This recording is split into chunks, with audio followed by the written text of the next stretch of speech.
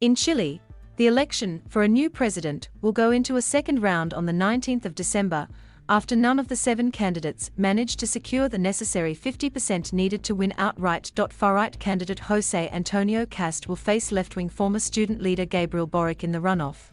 The election is one of the most polarized in recent decades and comes after mass anti-government protests.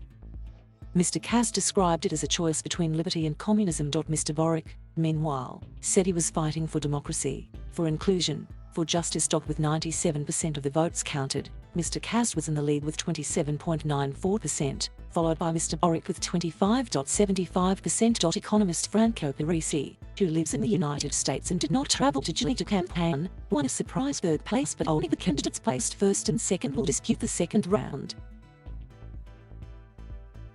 Mr. Kast and Mr. Boric will now try to woo those who voted for Mr. Parisi and the other unsuccessful presidential candidates. The two men differ greatly both in their backgrounds and their plans for Chile's future. If successful, Mr. Boric would become the youngest president of Chile in centuries at 35 years of age.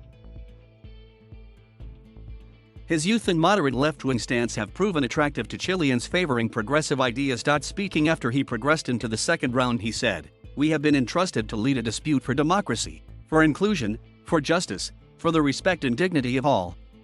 Mr. Kast, 55, referred to some of the law and order challenges facing the new president, such as the tense situation in the south, where indigenous Mapuche activists have been waging a long battle for ancestral rights. Let no one get it wrong, the only presidential candidacy that will restore peace, the only presidential candidacy that is an alternative to face criminals and drug traffickers, and the only option that will put an end to terrorism, is the one we represent. There is no other, Mr. Kast said. The two candidates also have widely divergent approaches to the economy, with Mr. Kast promising a return to the low tax policies of the Pinochet military rule, about which he has spoken sympathetically.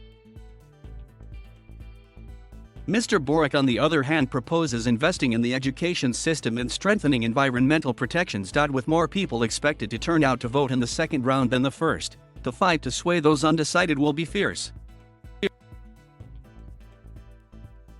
Thank you for watching. Please subscribe.